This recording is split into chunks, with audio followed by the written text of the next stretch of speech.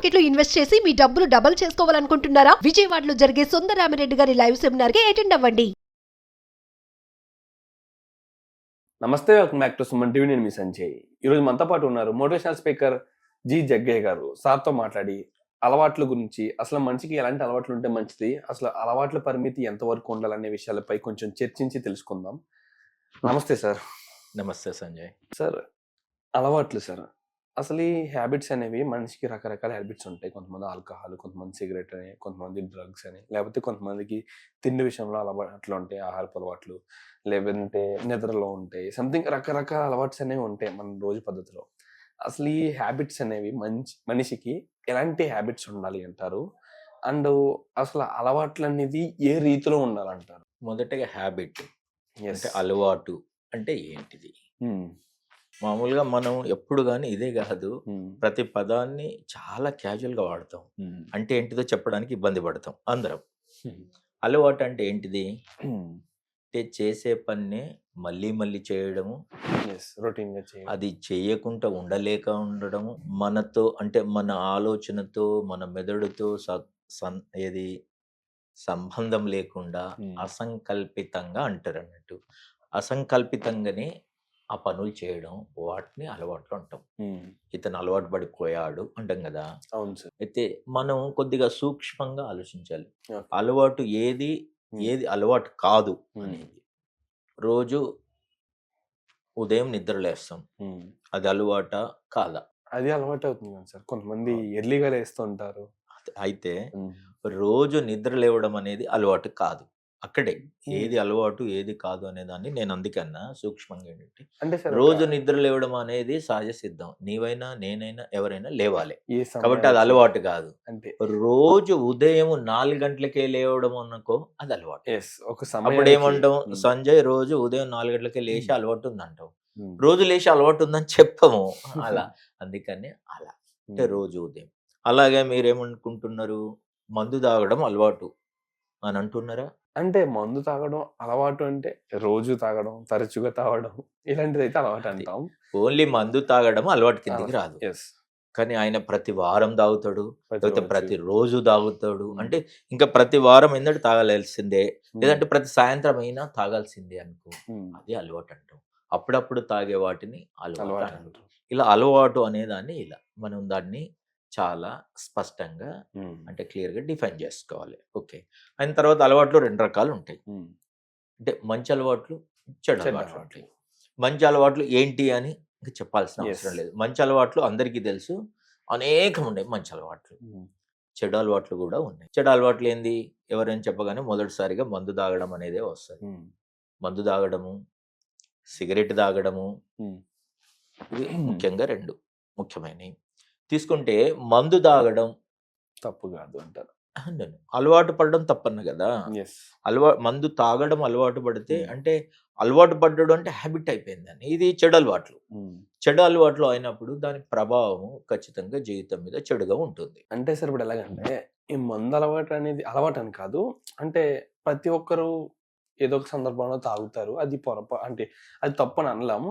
అంటే సార్ కొంతమంది దానికి దానికి వాటిని అలవాటు అంటాం.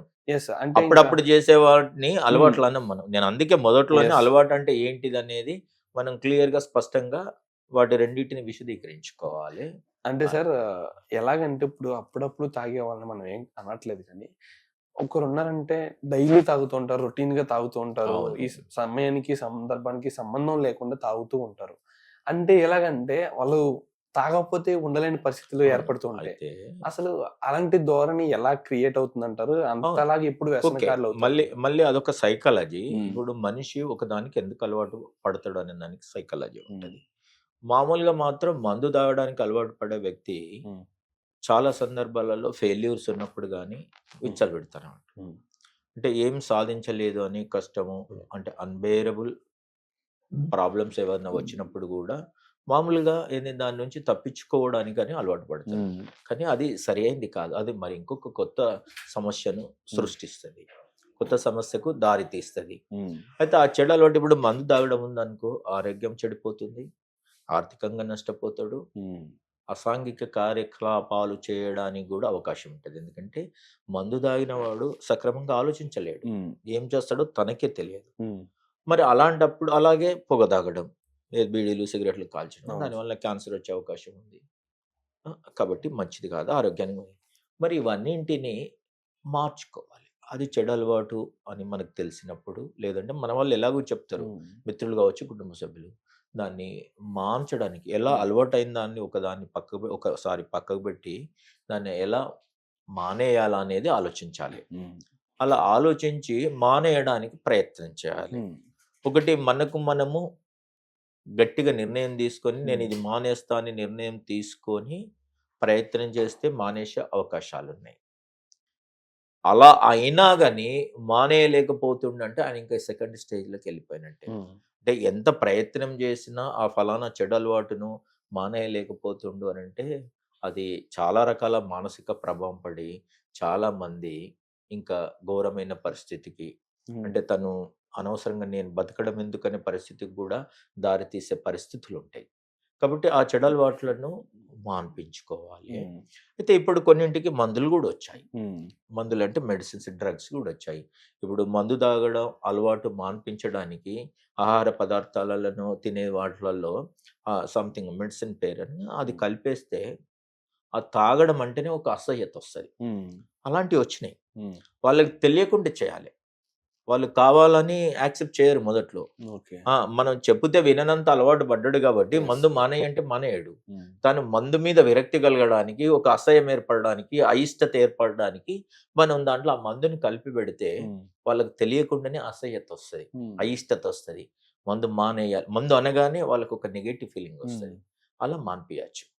లేదు ఇంకా అంటే మానసిక వైద్యుడు ఉన్నారు కదా, వాళ్ళ దగ్గరికి వెళ్ళినా కానీ కౌన్సిలింగ్ ద్వారా కానీ కొన్ని మెడిసిన్ ద్వారా కానీ ఇద్దరు ఉంటారు. సైకాలజిస్ట్ ఉంటారు, సైక్రియాటిస్ట్ ఉంటారు. ఎవరి రకమైన విధానం కౌన్సిలింగ్ చేయడం ద్వారా, మెడిసిన్ ఇవ్వడం ద్వారా, ట్రీట్మెంట్ ద్వారా కూడా అలవాటును మార్చుకోవచ్చు. అలా అలవాటు మార్చుకొని మళ్ళీ ఎప్పటిలాగా జనజీవన స్రవంతిలో కలిసిపోవచ్చు. అది ఆయనకు మంచిది, కుటుంబానికి మంచిది, సమాజానికి మంచిది. అని సార్ ఇప్పుడు మనం అలవాటు పడిన వాళ్ళ గురించి మాట్లాడుకున్నాం.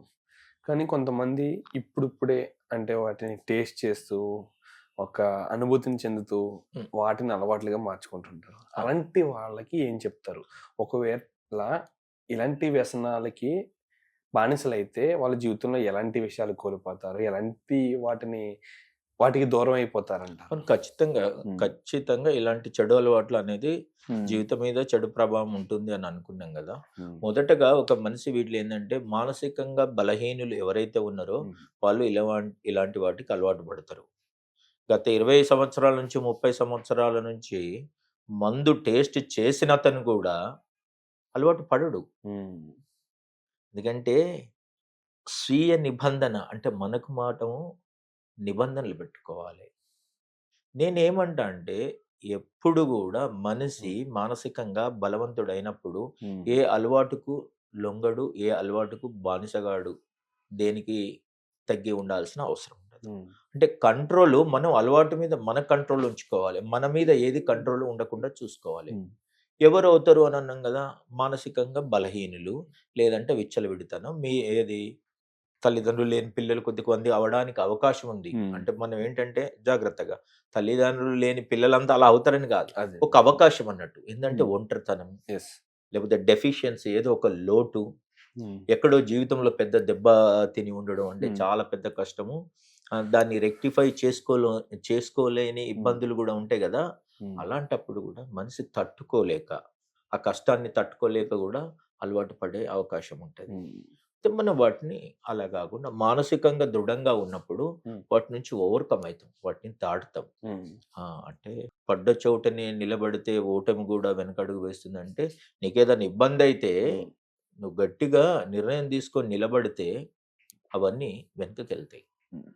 అందుకని ఏం చేస్తామంటే ప్రతి మనిషి ఎక్కడన్నా ఫెయిల్యూర్ అయినప్పుడు, ఆయనకి ఇబ్బంది నష్టం కలిగినప్పుడు ఫెయిల్యూర్స్ని ఎక్కువసార్లు మాట్లాడుకోకూడదు. మన జీవితంలో ఇబ్బందులు, ఫెయిల్యూర్స్ వస్తే వాటిని ఎక్కువసార్లు మాట్లాడుకోకూడదు, సక్సెస్ని ఎక్కువ మాట్లాడుకోవాలి. Absolutely sir. Thank you sir. Thank you very much. Thank you.